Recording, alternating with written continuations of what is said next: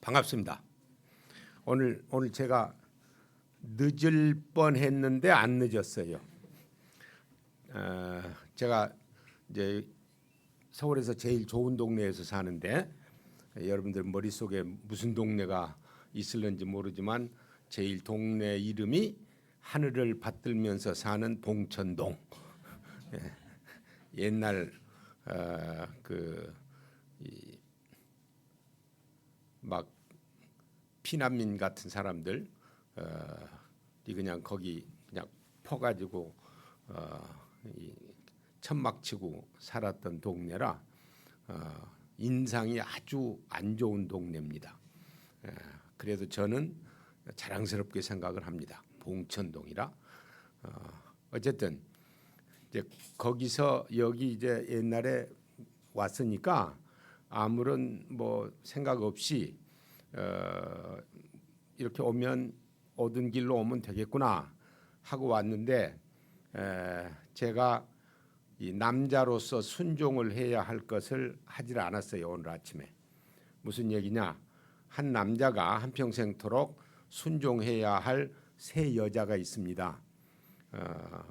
태어나면 어머니, 결혼하면 부인, 이제 일하면서 돌아다닐 때는 내비의 여자. 내비의 여자가 내가 성수대교를 건너와서 왕십리 그 근처에 오니까 좌회전으로 들어가라 그래요. 근데 직진하면 이거 양령시 근처로 오는데 왜 그쪽으로 안내를 하나? 내가 아는데 불순종하고 직진했어. 직진했는데 오니까 뭐 사람들이 왔다 갔다 하고 딱 막아놨어요. 그리고 그냥 강제로 좌회전 시키는 거예요. 좌회전해가지고 가니까 무슨 큰 이 다리 같은 게 뭐가 나오더라고요. 그 무슨 다리인지. 그래가지고 강변 북쪽은 아닌데 한강 북쪽은 아닌데 나중에 보니까 들어갈 때는 한강 북쪽으로 가는 느낌이 들었어요. 어쨌든 그래가지고 빠져나와가지고 이제 왔는데 마침 좀 아침에 빨리 출발을 해서 늦지는 않았습니다. 하나님의 은혜죠.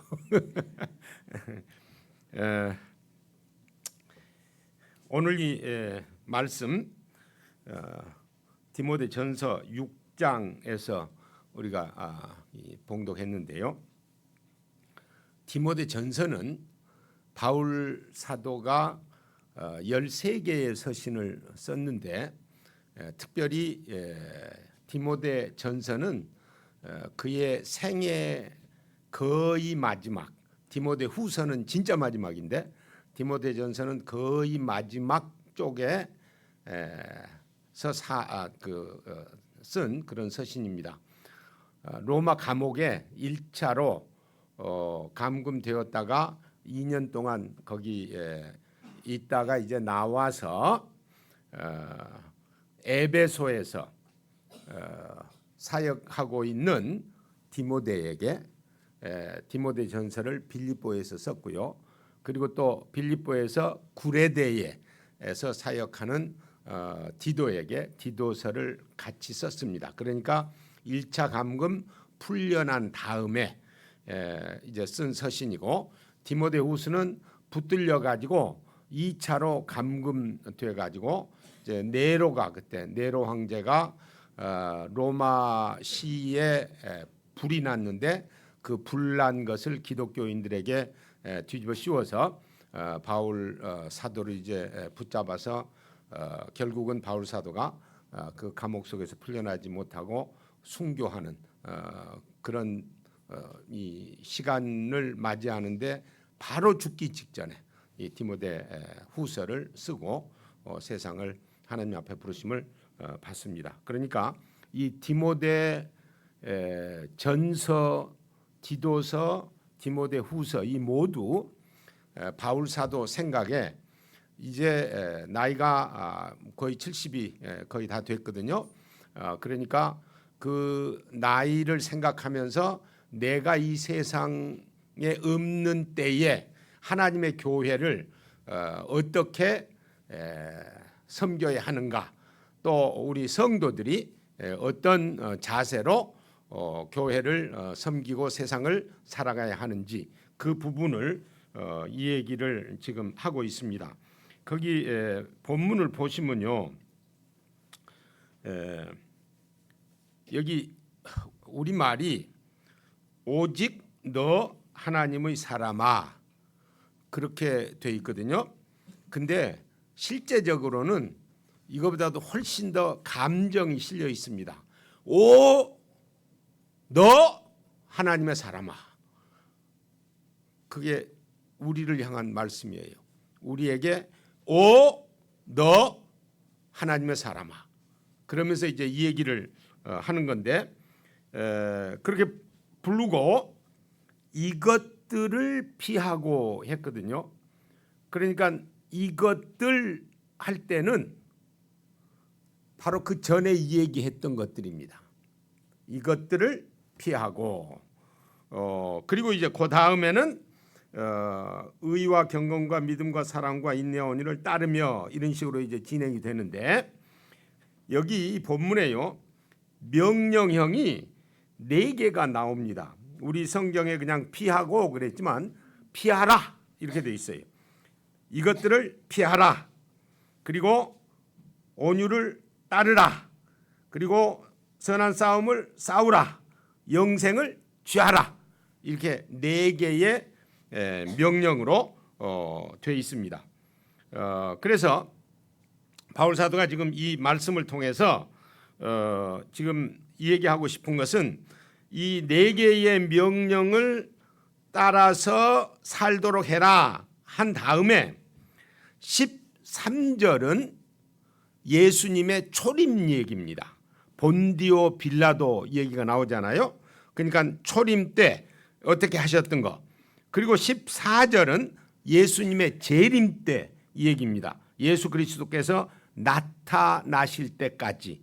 그러니까 초림과 재림 사이에 우리들이 살고 있는 그런 상황인데, 이 명령을 14절 마지막에 이 명령을 지키면서 살도록 하라. 이렇게 지금 이 얘기를 하는 겁니다. 그러면서 이제 나머지 하나님이 어떤 분이시다라는 것을 설명을 하고 이 구절을 마무리를 하는데요. 그 내용을 조금 더 자세하게 우리들이 생각을 하도록 하겠습니다. 우선요, 하나님의 사람아, 이건 감정이 상당히 실려 있는 그런 표현입니다. 일반적으로 이런 용어를 사용하지 않고 여기 목회서신에서만 오, 너 하나님의 사람아, 이게 나타나요. 그리고 이제 비슷한 내용은 무슨 내용이냐 하면은 그 예수님께서 그 이방 여인이 나를 좀 도와주십시오라고 이 얘기를 하니까 자녀의 떡을 개에게 주는 것이 마땅하지 않다.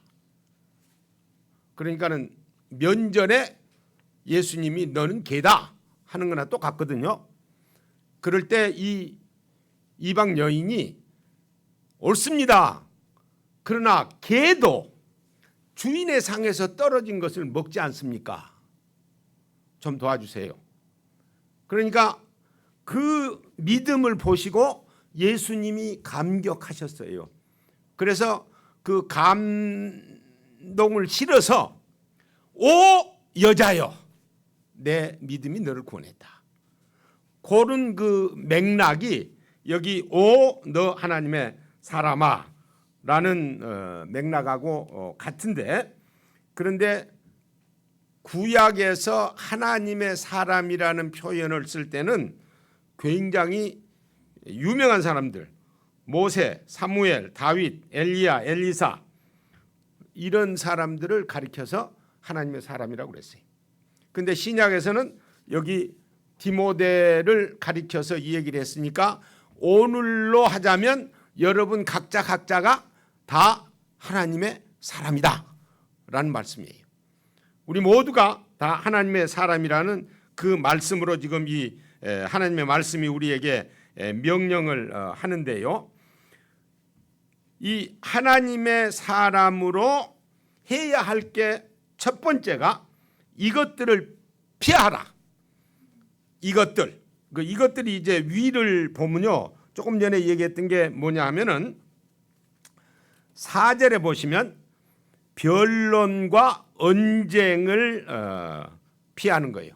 그러니까 교만하여 아무것도 알지 못하고 변론과 언쟁을 피하라 이랬는데, 변론은요 자기가 배우기 위해서 무슨 의논을 하든지 논의를 한다든지 이런 게 아니고, 자기 조그마한 지적 능력을 자랑하기 위해서 이런 질문 저런 질문은 하는 사람이 바로 여기에 해당돼요. 학교에서요 이제 가르치면서 질문은 누구든지 할 수 있다, 그렇게 이제 오픈해 놓거든요. 그런데 어떤 학생은 교수님 질문이 있습니다. 질문하라고. 그러면 질문하는 그 내용이 자기 지식 자랑이야. 질문이 아니라. 그거는 이 수업 방해 죄에 해당해요. 그러니까 그런 것들이 지금 이 배우기 위한 것이라든지 아니면 뭐 지적인 것을 더 향상시키기 위해서 하는 게 아니고 자기 교만 드러내려고 하는 거, 자기 지식 나타내려고 하는, 이걸 변론이라고 그러는데 이거 하지 말라, 이걸 피해라 하는 말씀이고요.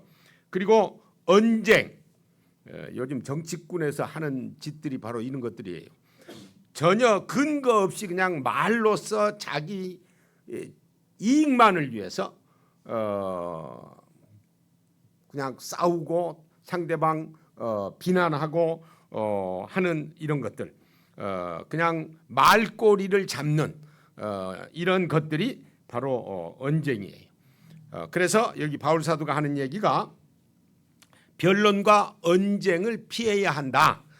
왜냐하면 이 변론과 언쟁이라는 것이 뭘 가져오느냐 하면은 투기, 분쟁, 비방과 악한 생각을 가져온다 그랬어요. 그러니까 변론과 언쟁을 좋아하는 자니 이로써 투기와 분쟁과 비방과 악한 생각을 가져온다. 투기가 뭡니까?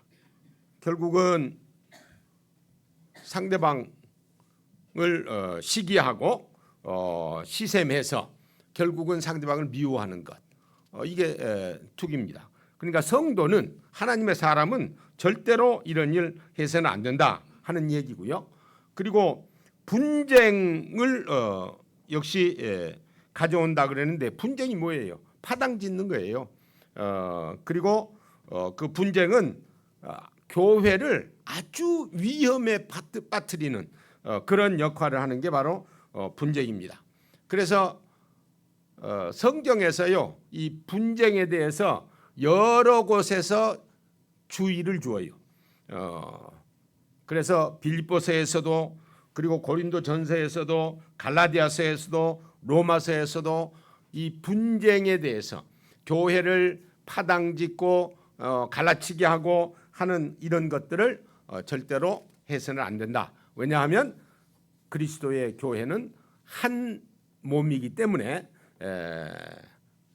서로 파당을 지어서는 안 된다. 교회는 고린도전서 12장 27절에요. 교회는 그리스도의 몸이라고 그랬어요. 그리스도의 몸은 한 몸이지, 그리고 지체가 많은 것이지 여러 몸이 아닙니다. 여기 한누리교회는 한 몸이에요. 여러분들은 한누리교회 한 몸을 이루는 지체이기 때문에 발의 역할, 팔의 역할, 눈의 역할, 입의 역할을 하는데, 그 역할하는 지체가 삐딱해지면 그 몸이 어떤 기능을 할 수 있겠어요? 그건 절대로 못합니다. 팔이, 나는 머리가 이쪽으로 움직이라 그러는데 팔 스스로 이쪽으로 가려고 그래. 그러면 뭐 어떻게 되겠어요? 일이 안 돼요. 예. 그러니까 이 하나다. 그래서 요한복음 4장에 사마리아 여인에게 예수님께서 예배 드릴 때 이 영과 진리로, 옛날 개역은 신령과 진정으로 그랬는데 개역 개정이 더 좋아요. 영과 진리로 예배를 해야 된다. 그런데 진리는 말씀이거든요. 근데 그 영은 뭐냐? 성도들의 마음과 뜻과 정성이 모아진 하나 된 성도들이에요. 그래서 영과 진리로, 거기는 성령이 아닙니다. 그래서 이 하나 된 것을 아주 중요하게 생각을 해야 되기 때문에 파당 짓는 거, 이거는 절대로 안 된다 하는 사실입니다. 그 다음에 이 비방하는 거, 이건 언어 폭력이죠. 말로 그냥 상대방 죽이는 거, 그리고 편견을 가지고 상대방을 비판하는 것, 이것도 교회 내에서는 절대로 있어서는 안 된다 하는 말씀이고요. 그리고 악한 생각이 난다. 변론과 언쟁을 좋아하면 결국은 악한 생각이 날 수밖에 없다. 왜냐하면 서로 간에 신뢰가 깨지고 사랑이 결국은 결핍된 상태가 되기 때문에 상대방을 높이려고 하는 그런 생각을 전혀 하지 못하죠.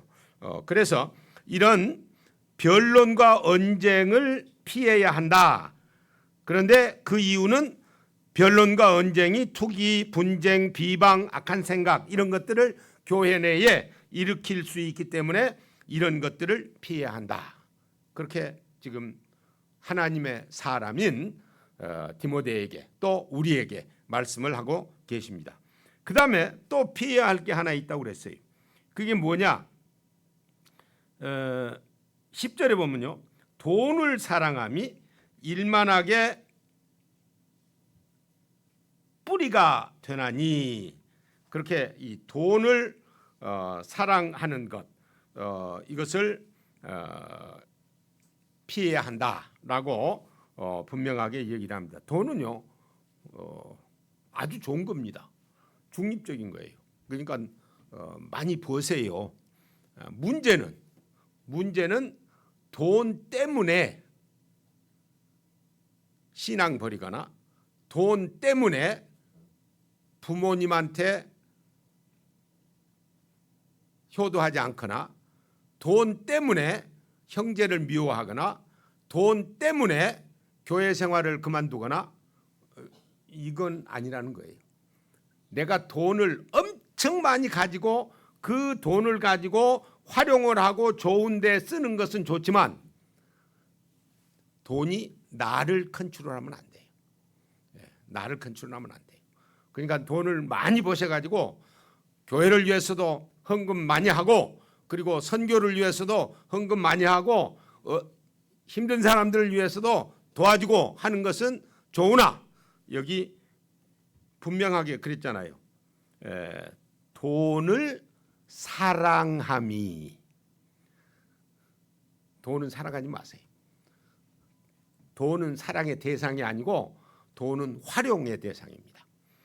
그래서 여기 피하는 것을 두 가지로, 변론과 언쟁을 피하고 돈을 사랑하는 것, 이걸 피하라, 그렇게 명령으로 이 얘기를 했고요. 그 다음에 이제 두 번째는요, 의와 경건과 믿음과 사랑과 인내와 온유를 따르라, 그렇게 이 얘기를 했어요.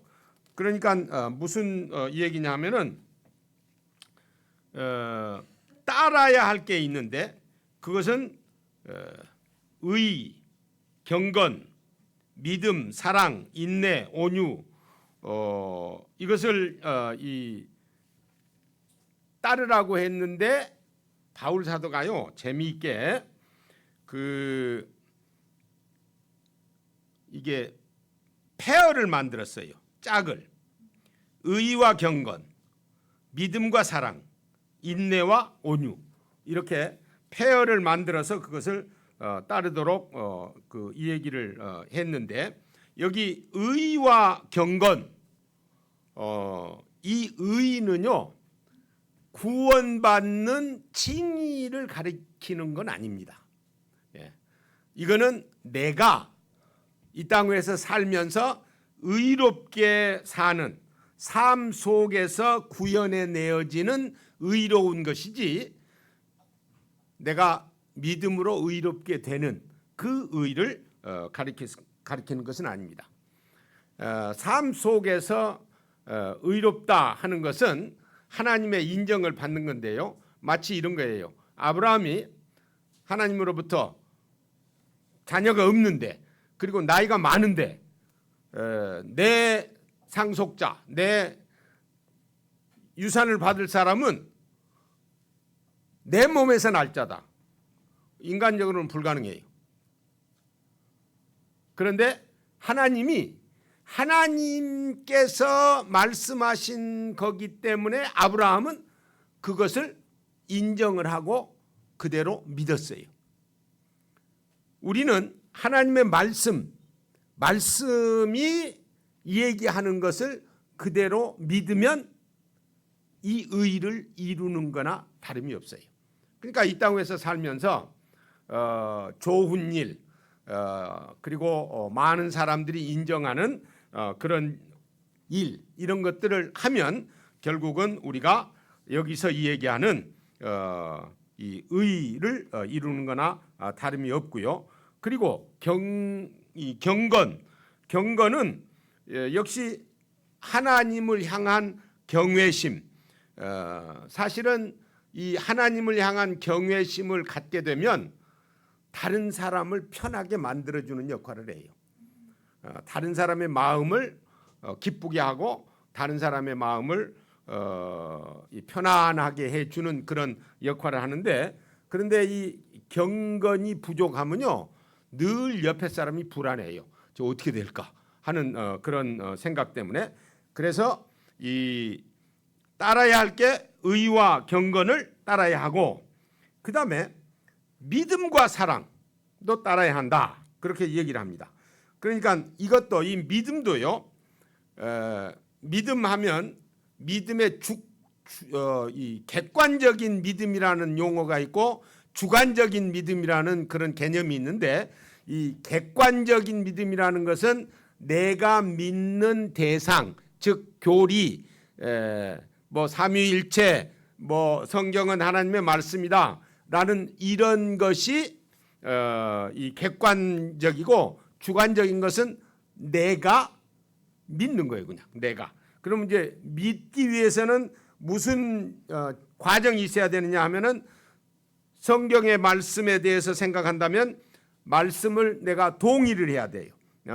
그걸 옳습니다 라고 동의를 하고 그리고 신뢰하고 그 말씀이 맞으니 내가 신뢰합니다. 그리고 또 내가 그거를 헌신하고 거기에 대해서 그리고 순종하고 하는 이 과정을 통해서 내가 신앙생활을 해 나가는 겁니다. 그래서 여기서도 이 믿음 할 때에 그 믿음은 객관적인 게 아니고 주관적인 내가 하는 거예요. 내가 믿는 것. 그래서 이 그 믿음을 가지고 우리가 계속해서 신앙생활을 사랑으로 실천해 나가는 그런 역할이 되어진다 하는 사실이고요. 그리고 사랑은 뭐 우리가 다 알죠. 고린도전서 13장에 사랑의 특성에 대해서 얘기를 했는데 거기 사랑은 인내하는 거고요. 그리고 친절한 것이고요. 관용을 베푸는 것이고요. 겸손한 것이고요. 예의 범절을 잘 지키는 것이고 사욕이 없는 것이고 성내지 않는 것이고 진실한 것이고 진리를 즐거워하는 것이다. 이렇게 그 사랑의 특성을 분명하게 명시해 두었습니다. 그러니까 우리는 믿음과 사랑을 여기 따라야 한다 하면 그 말씀대로 따르면서 사는 것이 우리가 해야 할 일이다 하는 사실이고요.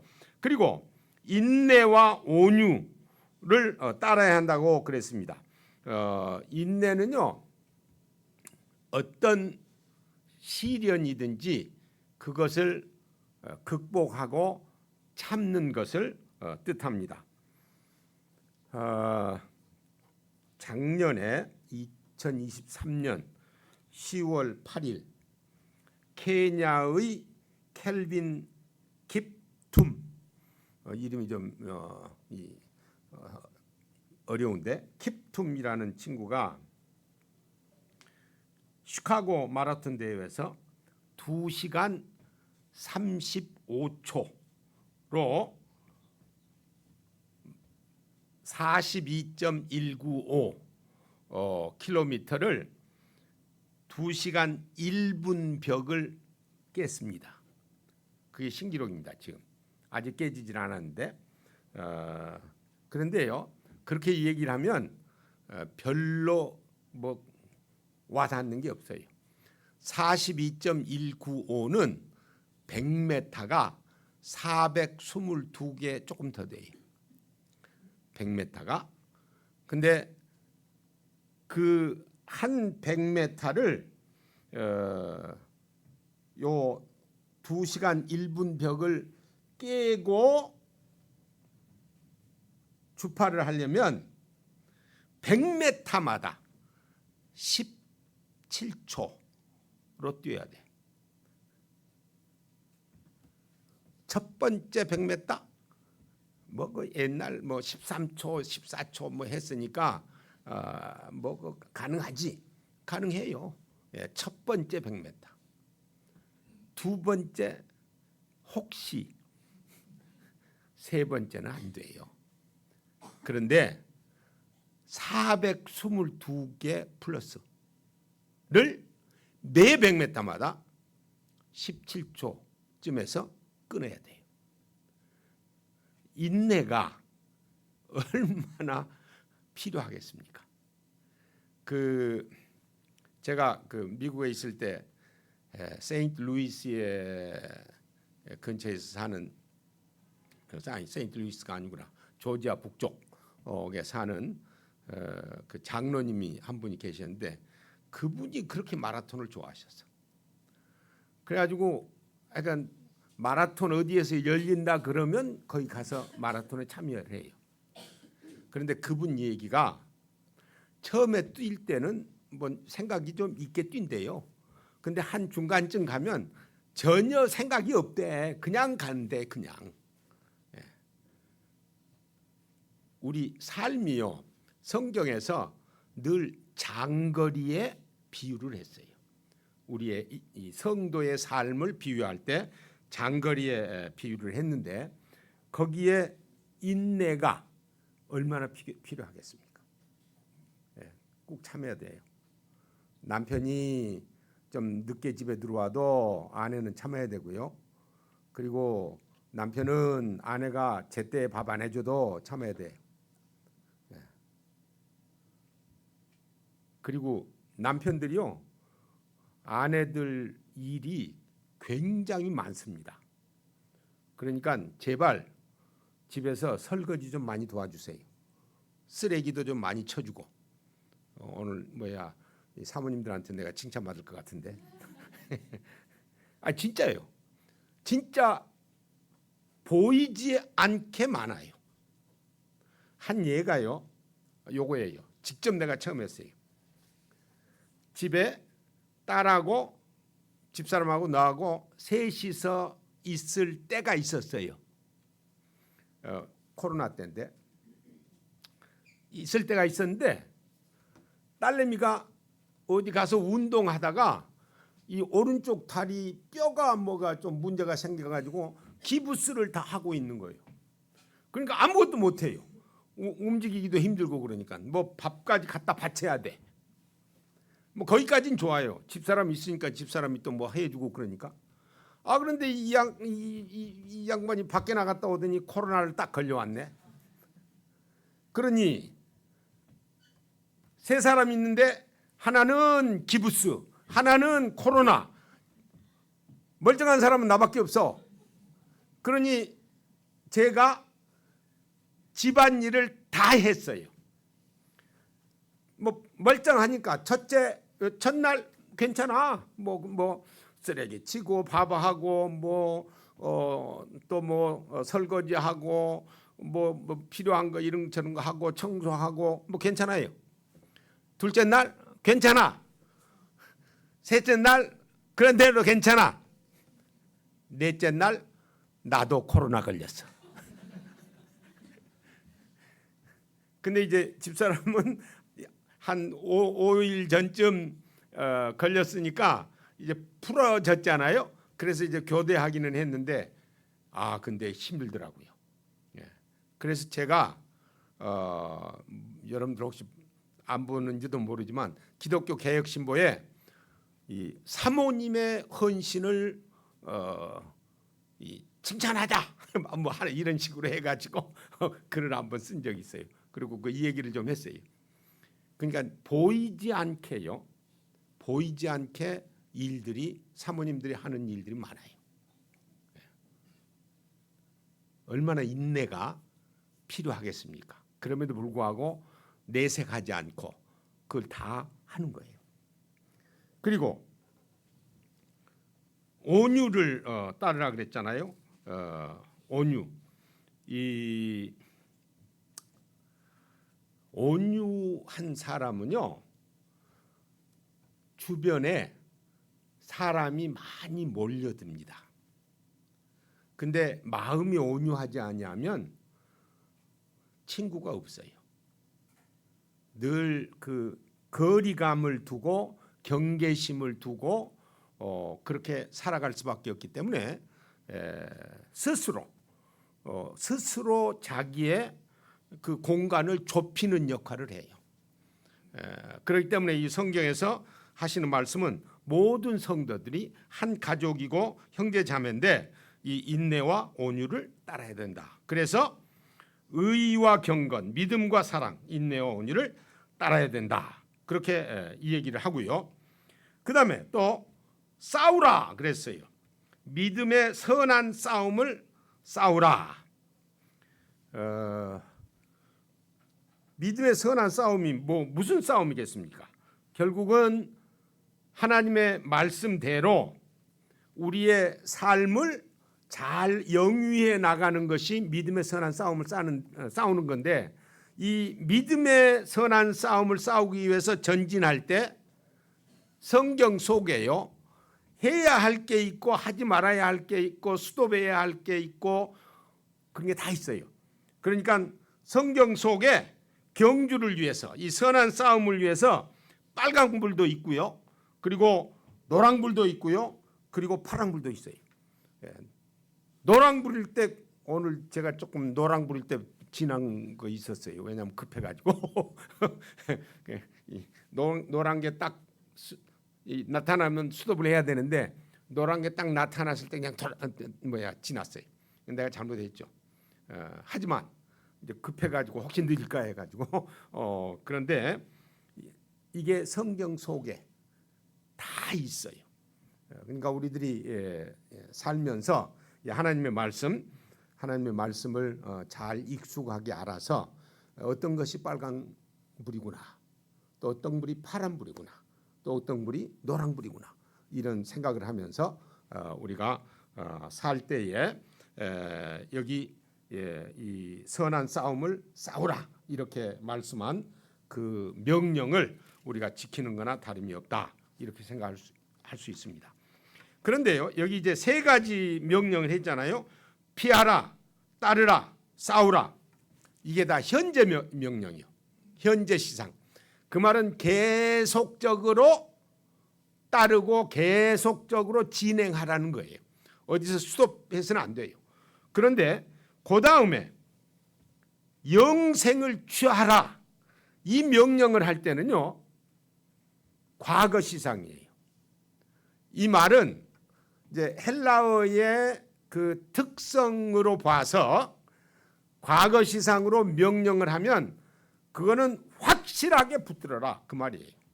확실하게 붙들어라. 이거는 너무너무 분명하고 확실한 것이니까 그거는 놓치지 말라. 그래서 여기 영생을 취하라. 그렇게 지금 분명하게 이 얘기를 하고 있습니다. 우리는요, 이미 예수 믿을 때 영생을 소유한 사람들입니다. 그래서 요한복음 5장 24절에 보면 우리를 이미 영생을 소유한 사람으로 표현을 하고, 빌립보서 3장 20절에는 하늘의 시민권을 가진 사람들이라고 표현을 하고, 요한일서 3장 9절에는 우리 속에 하나님의 씨가 있다고 그렇게 분명하게 얘기를 했어요. 내 속에 하나님의 씨가 있다고요. 하나님의 씨. 그렇기 때문에 하나님께서는 우리를 구원하시면서 영생을 보장하셨어요. 그러니까 이거 붙들어야 돼요. 이거 확실하게 붙들고 감사하면서 다른 명령들을 따르면서 살아야 한다라고 지금 이 얘기를 하는 겁니다. 그러고 바울 사도가 그 4개의 명령을 한 다음에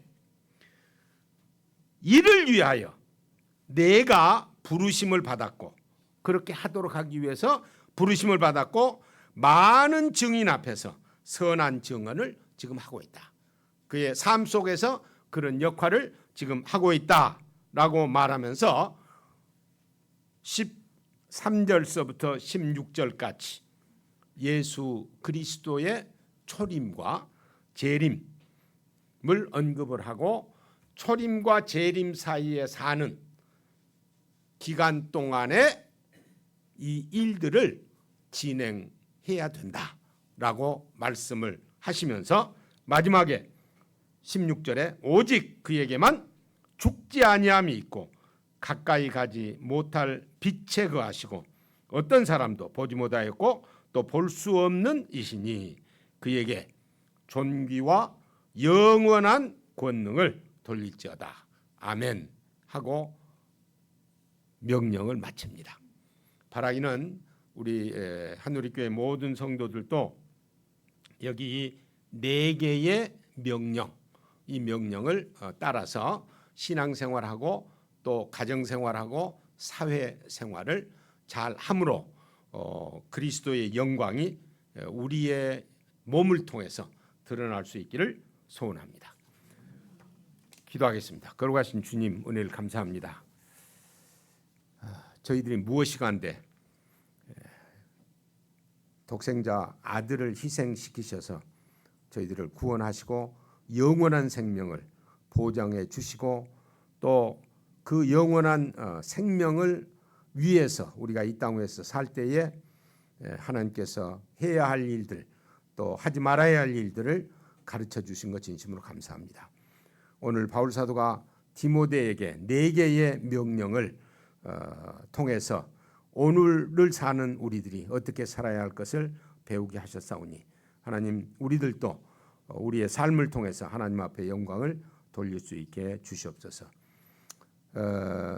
전 목사님 지금 이 수술을 받고 회복 중에 있는데 완전하게 회복될 때까지 주께서 주변 사람들 기도하게 하시고 또 그 몸을 주님이 주장해 주셔서 완전 회복됨으로 주님의 몸된 교회를 위해서 다시 열심히 헌신 봉사할 수 있게 주시옵소서. 예수님 이름으로 기도하옵나이다. 아멘.